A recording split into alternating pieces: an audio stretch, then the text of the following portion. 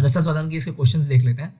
सो आप यहाँ पे देख लीजिए, एक एग्जांपल के लिए मैंने यहाँ पे बताया कि ये पैसेज आपको रहेगा सरस्वती के भंडार से लेकर हिंदी पाठ्य पुस्तक HSC महाराष्ट्र बोर्ड की वृंद के दोहे, इस पोयम को स्टार्ट करने वाले हैं दोस्तों। इसके पहले ऑलरेडी मैंने HSC बोर्ड की कई सारी किताब की पोयम्स के बारे में वीडियोस बना रखी है, जिसकी लिंक आपको डिस्क्रिप्शन में मिल जाएगी। प्लीज उसे एक बार जरूर चेकआउट कर लीजिए, फिर इस वीडियो पे दोस्तों कंटिन्यू कीजिएगा। तो दोस्तों पिछले ही वीडियोस की तरह सेम टू सेम हमें इन पोयम की भी शुरुआत इसके कवि के परिचय और इस पाठ परिचय से ही करनी है, ठीक है। क्यों पाठ परिचय पढ़ना जरूरी है सर, और क्यों कवि के बारे में जानना जरूरी है? कवि के बारे में थोड़ा बहुत जो नॉलेज ये प्रमुख कृतियां और कवि परिचय से मिलता है सर, वो 2 मार्क्स के लिए आपको एग्जाम में पूछा जाता है। और साथ ही पाठ परिचय जो है पूरी पोयम की समरी, पूरी थीम को समझा देता है, इसलिए ये एग्जाम पॉइंट ऑफ व्यू से बहुत इंपॉर्टेंस रखता है, ठीक है। सो वीडियो को अंत तक जरूर देखिएगा। चैनल पर नया है तो चैनल को सब्सक्राइब करके हमारे साथ जरूर बने रहें। पोयम पसंद आए तो दोस्तों के साथ वीडियो भी जरूर शेयर करिए। सो इस पोयम का नाम है वृंद के दोहे। ऑब्वियसली वृंद जो कवि थे उनकी दोहों पे बेस्ड ये कविता होने वाली है, ठीक है। और इनकी प्रमुख कृतियों को देख लेते हैं फटाफट से। तो इनकी प्रमुख कृतियां हैं वृंद सत्सई, समेत शिखर छंद, भाव पंचाशिख, पवन पच्चीसी, हितोपदेशी संधि, यमक सतई, वचनिका, सत्य स्वरूप आदि, ठीक है। तो ये इनकी कृतियां हैं, इसमें सामान्य ज्ञान के क्वेश्चंस आ सकते हैं दोस्तों। इसके बाद वृद्धा परिचय अगर थोड़ा सा पढ़ ले हम लोग। सो इट इज ऋतुकालीन काव्य परंपरा में दोहा छंद का अपना विशेष स्थान है। ये दोहे क्या होते हैं? अगर आप सबने हनुमान चालीसा पढ़ी होगी तो उसकी शुरुआत में ही देखिए आपने देखा होगा दोहा मतलब एक छंद का प्रकार, एक टाइप के लाइंस की प्रकार होती है। छंद क्या होता है वो ये अपने आप में एक अलग विषय। यहाँ पे मैं आपको डिस्कस कर कि 4 लाइनें होती हैं कोई भी छंद में, 4 पंक्ति होती है, जैसे कि शायरी होती है, छोटी मोटी कविता होती है, शॉर्ट्स कविता, उसी तरीका कह सकते हैं। ये तो इसमें भी 4 लाइनें होती हैं, ठीक है। और उसके बारे में थोड़ा बहुत बेसिक से बताया कि जो 4 लाइन होती है उसमें पहली और जो तीसरी लाइन होती है उसमें 13 तरह मात्राएं होती है, ठीक है। मात्राएं तो आपको पता होगी अ आ इ ई ये सब होता है, उसमें टोटल 13 मात्राएं यूज की गई होती है। ये दूसरे और चौथे चरण यानी कि लाइन में 11 मात्रा यूज की गई होती है। ये एक छंद दोहे के बेसिक कंस्ट्रक्शन का यहाँ पे जानकारी दिया गया है। दोहा एक अर्ध सम्मात्रिक छंद। अब अर्ध सम्मात्रिक छंद मतलब कि उसकी पहली और तीसरी लाइन में 13 तरह मात्राएं और दूसरी और चौथी लाइन में 11 मात्राएं, कि मतलब मात्राओं की जो गिनती होती है वो अलग अलग होती है ना, इसलिए इसे अर्ध सम्मात्रिक छंद कहते हैं। बेसिक। अब पाठ परिचय पढ़ते। ये दोहे के बारे में बहुत सारी जानकारी है तो दोहे को एक्सप्लेन किया गया। आपको अगर नीडेड हो तो मैं दोहे और बाकी सारे छंदों जैसे कि चौपाई होता है, ठीक है, देन गीतिका होता है, तो उन सब पे आपको एक सेपरेट वीडियो बनाकर दे सकता हूँ इफ यू नीड दैट। अब हम लोग पाठ परिचय देख लेते हैं। सो प्रस्तुत दोहों में कवि वृंद ने कई नीति परक बातों की सीख दी है। नीति परक यानी कि नीति, अच्छी चीजों के बारे में बताया गया है, उन सभी का ज्ञान दिया है, ठीक है सर। विद्या रूपी धन की विशेषता यह होती है कि वह खर्च करने पर भी बढ़ता जाता है। अब विद्या, नॉलेज एक ऐसा वेल्थ है, एक ऐसी प्रॉपर्टी है दोस्तों जो जितना खर्च करे उतनी बढ़ती जाती है। आमतौर पे अगर आपके पास कोई पैसे हैं, कोई सामान है, तो आप उसको किसी को दे दो, आप उसे बांट दो लोगों में। जैसे कि एक एप्पल है, एज एन एग्जाम्पल, एक एप्पल को आपने पीसेस में काट कर बांट दो, तो वो एप्पल तो कम हो जाएगा दोस्तों। बट फॉर और सेम फॉर मनी, कि आपके पास 1000 रुपए है तो आपने अपने दोस्तों में बांट दिए तो आपके पास कम हो जाता है। बट विद्या, ज्ञान एक ऐसी चीज है जो आप जितना बांटोगे उतना वो बढ़ते जाता है। एक चीज बताई गई, यही पहले जो पहली 2 लाइनें होगी दोहे की, देखिए जो पहला दोहे उसका मीनिंग होने वाला है, दैट इज एडवांस आपको बता। आफ्टर दैट, आंखें मन की सच झूठ बातें बता देती है। जो हमारी आंखें होती है वो मन की सच झूठ बातें बताई थी, मतलब आपके मन में क्या है आपकी आंखें बता देती है, इस चीज को यहाँ पे बताएंगे हम लोग ये सब चीजें पोएम में और अच्छे से पढ़ने वाले। तो मेरा बेसिक मतलब यही है कि ये जो पाठ परिचय दिया गया होता है मोस्ट ऑफ टाइम वो पूरी पोएम की एक समरी होता है। तो अगर आपको जब पोएम ना भी समझे दोस्तों, तो आप अगर पाठ परिचय के थ्रू भी जा रहे हैं उस पोएम के प्रिपरेशन के लिए, that is enough for you. ये तो आप एक बार पाठ परिचय पढ़ लीजिएगा। साथ ही मैंने बताया भी था कि जब रस्सा स्वरण लिखना होता है किसी भी पोयम का, तो ये पाठ परिचय केंद्रीय भाव की तरह काम आता है, ठीक है, जिसे इंग्लिश में थीम कहते हैं, थीम ऑफ दैट पोयम, या फिर मेन समरी भी कह सकते हैं। तो हम लोग पोएम्स की पंक्तियों पे ध्यान देते हैं। सरस्वती के भंडार की बड़ी अपूर्व बात, जो खर्चे त्यों तो बढ़े, बिन खर्चे घटी जात। अब सरस्वती के भंडार, दैट मीन्स नॉलेज की बात हो रही है दोस्तों यहाँ पे। तो शब्द संपदा में भी ऐसे क्वेश्चन आते हैं कि सरस्वती के भंडार मतलब, यहाँ पर सरस्वती के भंडार ज्ञान की बात हो रही है, इस नॉलेज। ये एक अपूर्व बात है, एक अचरज, एक हैरान करने वाली बात है कि आप उसको जितना खर्चा करो वो उतना बढ़ती जाती है। इसे एग्जाम्पल के थ्रू बताता हूँ दोस्तों मैं। जैसे कि मैं एक टीचर हूँ, या फिर आपके कुछ ऐसे फ्रेंड्स होंगे जो पर्टिकुलर कॉन्सेप्ट्स, पर्टिकुलर पोर्शंस और पर्टिकुलर चैप्टर्स में किताबी नॉलेज के बहुत माहिर होंगे, ठीक है। सो आप अगर उनसे हेल्प मांगे कि मुझे ये चीज़ सिखा दे, मुझे ये चीज़ बता दे, हाँ, तो वो लोग जब आपको वो चीज़ें समझाते हैं, वो चैप्टर समझाते हैं, जैसे मैं आपको ये पोएम समझा रहा हूँ, तो इससे क्या होता है कि उनका भी एक रिवीजन होते जाता है, ठीक है, और साथ ही वो नॉलेज आपकी तरफ भी ट्रांसफर होते जाता है। इससे वो जो पर्टिकुलर ज्ञान है, नॉलेज है, किसी किताब की, चैप्टर की, किसी सम की, किसी कॉन्सेप्ट की, वो बढ़ते जाता है। और इसका उल्टा, अगर वो इंसान किसी को समझाता नहीं कुछ, ये अलग बात है कि वो रिवीजन करता होगा पर्टिकुलर चीज़ का, बट अगर समझ लिया आपको नहीं पढ़ाता है, खुद शायद वो कॉन्सेप्ट्स थोड़े से भूल जाता है, या फिर ध्यान रिपीट नहीं करता है, ठीक है। मैं आपको बार बार अगर पोएम बताऊं, मैं आपको बता रहा हूँ, मैं आपके मैं अपने किसी और दोस्त को बता रहा हूँ, मैं और किसी इंसान को बता रहा हूँ, तो इससे क्या हो रहा है, मेरा भी एक रिवीजन हो रहा है, तो वो ज्ञान बढ़ते जाता है, बढ़ते जाता है, बढ़ते जाता है, और लोगों में भी बढ़ते जाता है। बट अगर वो ज्ञान मैं अपने पास ही दबा कर रखूंगा, तो एक दिन शायद मैं भी उस कॉन्सेप्ट को, उस अर्थ को, उस सीख को भूल जाऊंगा, तो इससे वो ज्ञान खत्म हो जाता है। बिन, इसी लाइन को यहाँ पे लिखा गया, बिन खर्चे घटी जाता है, बिना खर्चा के वो खत्म हो जाता है, बिना नॉलेज को बांटे वो खत्म हो जाता है, खराब हो जाता है, वेस्ट हो जाता है। सो ये पहला नॉलेज की बारे में था। सेकेंड है, नैना देत बताए सब, ही को एत हेत अहेत, जैसे निर्मल आरसी, भली बुरी कही देत। अब ये हम लोगों ने पाठ परिचय से ही पता कर लिया था। यहाँ पे बात हो रही है नैना देत बताए सब, मतलब जो हमारी आंखें, वो हमारे बारे में सब कुछ, सब कुछ, कि हम क्या चाहते हैं, क्या सोचते हैं किसी पर्टिकुलर इंसान के बारे में, किसी पर्टिकुलर चीज के बारे में, हमारे इमोशंस, हमारी मेंटालिटी, हमारे मन की बातें, सब कुछ बताए थे हमारी आंखें। मेरी भी कोई मिले, ही को एत हेत अहेत, मतलब हम किसी का भला बुरा भी चाहते तो वो भी हमारे बताए थे। मतलब कुछ लोग ऐसा दिखाते कि वो बहुत टफ बॉय हैं, बहुत स्ट्रांग है, बट अंदर से उनके पास भी एक निर्मल कोमल दिल होता है, जो किसी के भलाई के बारे में सोचता है, जो किसी की केयर करता है, ऐसी चीजें, बट वो कभी जताते नहीं है, उनकी आंखों से पता चलता। जैसे निर्मल आरसी, भली बुरी कह दे, मतलब जैसे कि एक निर्मल आरसी, आरसी यानी कि आईना, एक आईना हमेशा आपकी अच्छाई और बुराई को बिना किसी भेदभाव के, बिना छुपाए आपके सामने रख देता है। आपके चेहरे पर दाग धब्बे हैं, आपके कहीं से खून निकल रहा है, चेहरे पे स्क्रैचेस है, सिर्फ चेहरे की बात नहीं हो रही, और भी अच्छाई की बात हो रही कि आप कितने अच्छे हैं, आप असल में दिखते कैसे हैं, या फिर आपके अंदर का अंदर की भावना कैसी है, वो सबको यहाँ पे बता देता है। सो आंखें हमारे मन का आईना होती है, ऐसे भी लोग कहते हैं। सो दिस इज अबाउट हमारी आंखों के बारे में बात हो रही थी। तो अब थर्ड पैसेज की ओर जाते हैं।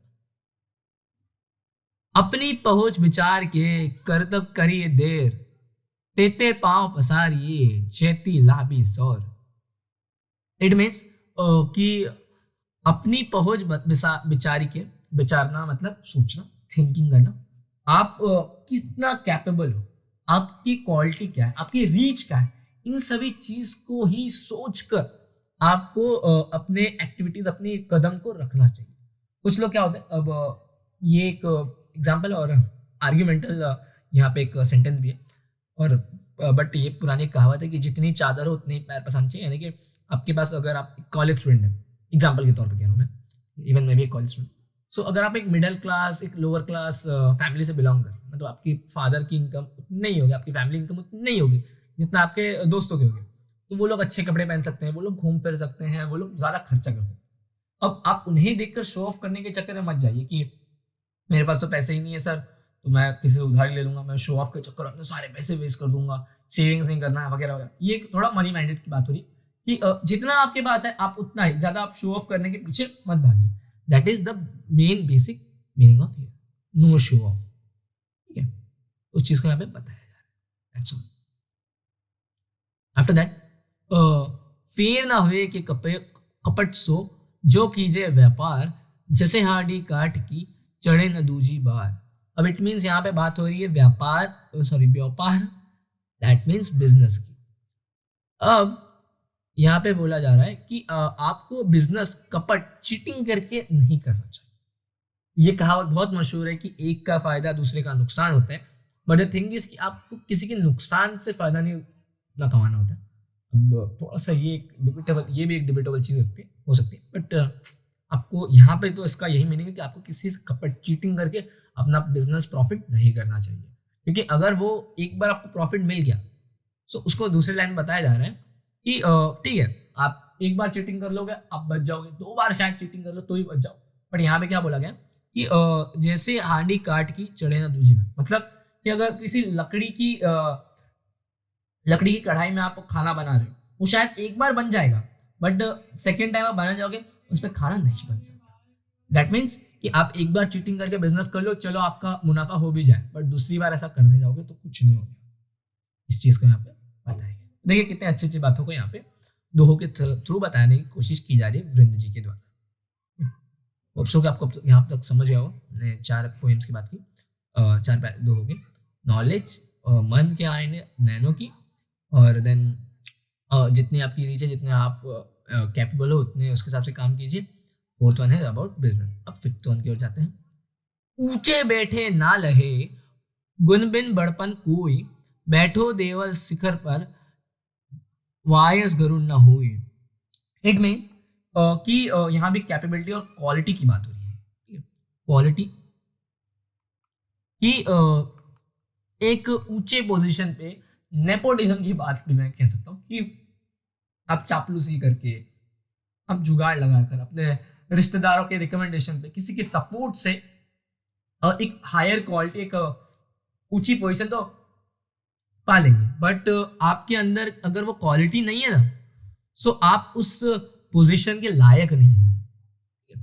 जैसे सेकेंड लाइन के पोयम से मतलब सेकेंड लाइन से बताया जा रहा है कि जैसे आपने गरुड़ देखा होगा, गरुड़ या फिर चील कह सकते हैं आप, ठीक है, जो कि बहुत ऊंचाई पर उड़ता है, ठीक है, तो उसे हाई व्यू से सब कुछ दिखता है, ठीक है। उसी तरीके से अगर एक कौवा किसी हाई व्यू, किसी पर्वत पे बैठ जाए, उसको भी वहां से सब कुछ दिखेगा, ठीक है, बट वो गरुड़ जैसा नहीं बन सकता, गरुड़ जैसे उसमें क्वालिटीज नहीं आ सकती। इसलिए यहाँ पे मतलब वही चीज को बताया गया है कि अगर किसी हायर पोजीशन में किसी अनक्वालिफाइड और खराब बिना गुणों वाले इंसान को रख दे, सो वो क्वालिटी वाला, वो केपेबल, वो उसके लायक नहीं बनता, वो कितना भी चापलूसी करके ऊपर पहुंच जाए। यहाँ तक आपको समझ गया होप सो। ये रसोधन के काम आ सकता है। कोई भी 2 लाइन आपको लिखनी होती है रसोधन में, याद रखिएगा। नेक्स्ट जाते हैं। उद्यम कबू न छोड़िए पर आशा के मोद, गागरी कैसे फोरिए उन्यों देखी पयोद। इट मीन्स उद्यम कबहू न छाड़िए पर आशा के मोद, गागरी कैसे फोरिए उनको दे पयोद। अब इसका मतलब है दोस्तों कि यहाँ पे सेल्फ डिपेंडेंसी की बात हो रही है। सेल्फ डिपेंडेंट बनिए। इसको आप सेकेंड लाइन के थ्रू एक चीज समझ सकते हो, गागर कसी फोरिए कैसे फोरिए उनको देखी पयोद। अब इस लाइन के हिसाब से बताया जा रहा है कि आपको कुछ भी करना है, उद्यम कबू न छाड़िए, अपनी मेहनत को कभी मत छोड़िए, पर आशा के मूड, किसी से उम्मीद लगाकर अपना काम करना है, खुद से करना है, किसी के भरोसे मत बैठिए। आपका कोई फ्रेंड होगा, कोई साथी होगा जो आपकी हेल्प कर देगा, बट आप केवल उसके भरोसे मत रहिए कि वो मेरी हेल्प करेगा तभी मेरा काम होगा। जैसे कि आपको एक गागर में, एक मटके में पानी भरना है, तो आप खुद जाइए नदी के पास पानी भरने। ये मत सोचिए भाई बारिश होगा तो भर ही जाएगा, ऐसे बाहर रख देता हूं मैं, ऐसा कुछ नहीं होता। मोस्टली रेनी सीजन में, जैसे कि एग्जाम्पल के तौर पर कह रहा हूँ मैं, इन लोगों को अपनी कार वॉश करनी होती है तो वो लोग बारिश का वेट करेंगे, भाई बारिश आ जाए सब धुल जाएगा वाली चीज। तो ऐसा मत करिए, सेल्फ डिपेंडेंट, आत्मनिर्भरता को अपनाइए, ठीक है। अब नेक्स्ट पैसेज के दोहे की ओर जाते हैं। कछु कहीं न छेड़िए भलो न वाको संग, पाथर डारो कीच में उछारे बिगाड़े अंग। मतलब कि आप किसी बुरे इंसान की संगति में मत रहिए, उससे आपका कोई भला नहीं होने वाला। भलो न बाको संग, उसके साथ रहने से आपका कुछ भला नहीं होने वाला। जैसे यहाँ पे एग्जाम्पल में कहा गया है, पाथर डारी कीच में उछरी बिगाड़े अंग। मतलब अगर वो भी कुछ गड़बड़ करेगा, आपका एक फ्रेंड होगा, ठीक है, वो जो मस्ती करेगा, वो आपके साथ बैठने वाला, अगर मोस्टली कॉलेज में ऐसे केसेस होते हैं दोस्तों, कि आपका एक फ्रेंड है या फिर आप कह सकते हैं आपका एक बेंचमेट है जो मस्ती कर रहा है, जो क्लास में शोर मचा रहा है, तो शायद एग्जामिनर या फिर क्लास टीचर को लगेगा कि आप भी उसके साथ इन्वॉल्व हो, ठीक है, तो आप भी उसके साथ फंस सकते हो। यहाँ पे उसके बारे में बताया गया, यानी कि कुसंगति के बारे में बताया गया। नेक्स्ट वन है, जो पावे अति उच्च पद ताको पतन निदान, जो तपि तपि मध्यान्ह लो असत होतु है भान। सेकेंड लाइन के एग्जाम्पल के थ्रू बताऊं, सो सूरज आफ्टरनून में मतलब जो सूरज होता है वो आफ्टरनून दोपहर, मध्यान्ह मतलब आफ्टरनून दोपहर में बहुत ही ज्वाला, बहुत ही गर्म रहता है, ठीक है, बट शाम आते आते उसका भी एक पतन हो जाता है, उसको भी शीतल ठंडा होना पड़ता है, और लास्ट में दिन के अंत में उसका हो जाता है।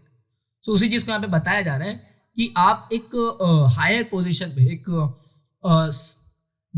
डोमिनेटिंग प्लेस पे हो, ठीक है, एक हायर पोजीशन पे, एक डोमिनेटिंग प्लेस पे हो, सो आप जितने गर्म बन रहे हो ना, कि मतलब मेरे पास सब कुछ है, मैं सब कुछ कर लूंगा, मैं किसी का भी कुछ भी बिगाड़ सकता हूँ वाली चीज, तो उस चीज को यहाँ पे बताया जा रहा है कि उसका पतन वो भी एक दिन गिरेगा, वो भी एक दिन नीचे उतरेगा, उसका भी एक दिन विनाश हो जाए दोस्तों, इस चीज को आप बताया जाए। सो यहाँ पे कहा गया है कि एज ऑलवेज बी हम्बल। आप आज जो है जिस पोजीशन पे हैं, जितने कामयाब हैं, शायद कल ना हो। मैं ये नहीं कह रहा कि आप नहीं होंगे, I am just saying don't be over confident और arrogant, be as always humble. इस चीज का आप बताया जाए। नेक्स्ट है, जो जाको गुण जान है सो तिहि आदर देत, कोकिल अंबी लेत है काग निमोरी लेत। अब यहाँ पे मतलब बताया जा रहा है अट्रैक्शन, यानी आप जैसे खुद होते हैं दोस्तों, वैसे ही कंपनी, वैसे ही लोग आपको मिलते हैं। उस चीज को यहाँ पे बताया जा रहा है एग्जाम्पल के थ्रू कि हमेशा कोकिला, मतलब जो कोयल बर्ड होती है, उसको आम पसंद आते हैं, और मीठे रसीले आम, और कौवा जो कि जिसकी आवाज भी लोगों को पसंद नहीं आती, उसे खट्टे नींबू पसंद आते हैं, ठीक है, मतलब जैसा वो स्वभाव से, मैं किसी पक्षी की बुराई नहीं कर रहा हूँ, याद रखिएगा, ठीक है, वो वैसे ही इंसान को अट्रैक्ट करता है, उसे भी वैसे ही इंसान पसंद आते हैं, और उसे भी वैसे ही इंसान पसंद करते हैं वाली चीज यहाँ पे आई, ठीक है। तो आप लोगों का आदर करेंगे, लोग आपका आदर करेंगे, गिव रिस्पेक्ट टेक रिस्पेक्ट वाली बात यहाँ पे आ सकती है। नेक्स्ट वन है, आप अकारज आपनो करत कबूद के साथ, पाए कुल्हाड़ी आपने मारत मूरख हाथ। इट मीन्स कि आप कोई भी काम कीजिए, अपने बलबूते में कुछ भी कर रहे हो, सोच समझ के, बी अ गुड थिंक, ठीक है, क्योंकि आप अगर कोई गलती करते हो, तो उससे अपने पैर पर कुल्हाड़ी मारने वाली जैसी हालत हो जाती है। ये कहावत बहुत मशहूर है, सबको इसका मीनिंग पता होगा कि अपने आप ही अपने पैरों पे कुल्हाड़ी मार देना, यानी कि खुद का ही नुकसान करने वाली चीज यहाँ पे बताया जा रही है। सो 100 बार, 2 बार कम से कम, एटलीस्ट 100 बार नहीं तो 2 बार 3 बार तो सोचिए कुछ भी काम करने से पहले। लास्ट वन है, दैट इज कूल कपूत जानियो परे, लखी शुभ लचन गात, होनहार बिरबान के होत चिकने पात। It means what?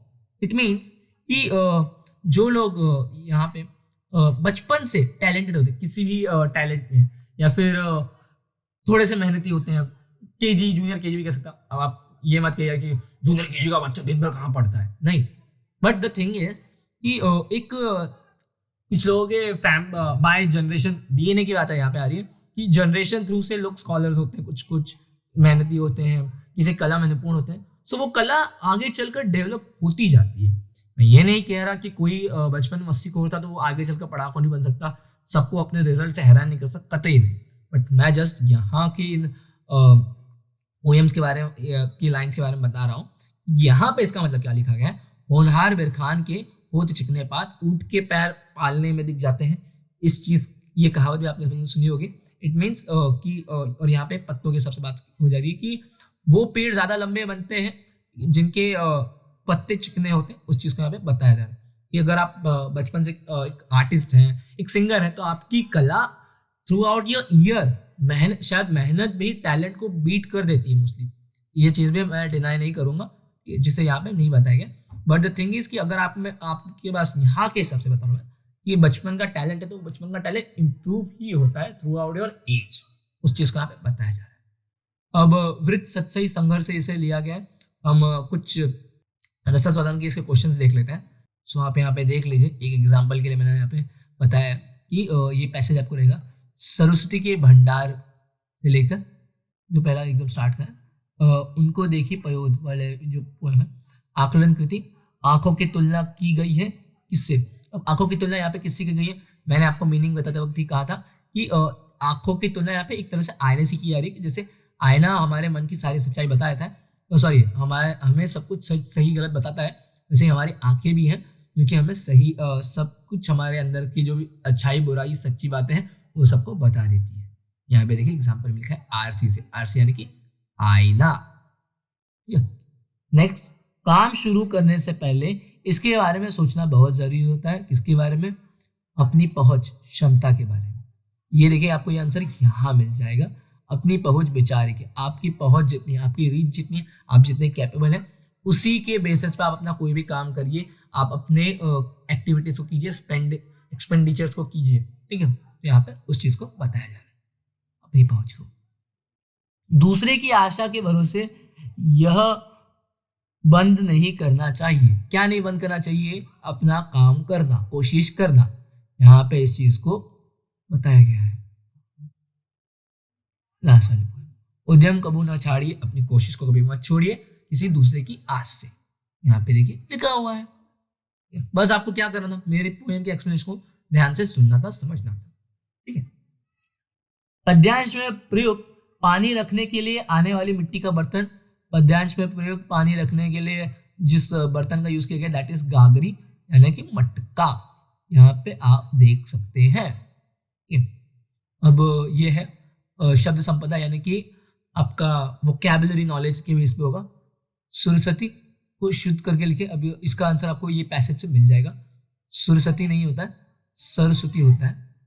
अपूरब, यहाँ पे अपूरब राइट लिखा है, ठीक है। इसे यहाँ पे शुद्ध करके मतलब कि अपनी भाषा में आपको लिखना है। सुरसती ये पोएम की लैंग्वेज आपको अपने हिंदी में लिखना, दैट इज सरस्वती होता है। अपूरब को अपूर्व कहते हैं, ठीक है। अपूर्व मतलब पहले से। गुण को गुण कहते हैं और शिखर को शिखर कहते हैं।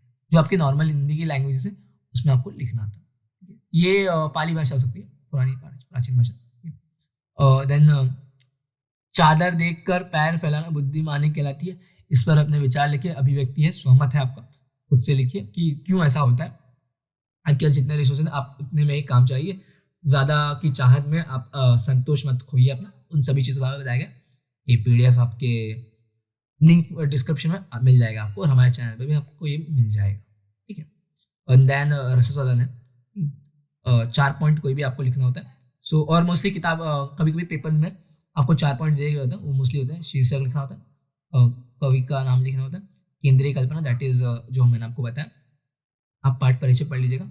यहाँ पे क्या लिखा है? प्रस्तुत दोहों में कई नीतिपरक बातों की सीख दी गई है। ये कविता की केंद्रीय कल्पना नीतिपरक बातें हैं। नीतिपरक यानी कि अच्छी बातों को बताने की कोशिश की जा रही है। This is the main theme. और प्रतीक विधान ये लिखने की जरूरत नहीं होती। आफ्टर दैट यहाँ पे देखिए पसंद आने की पंक्तियाँ। आप अपनी कोई भी अपनी पसंद की कोई भी पंक्तियाँ लिख सकते हैं।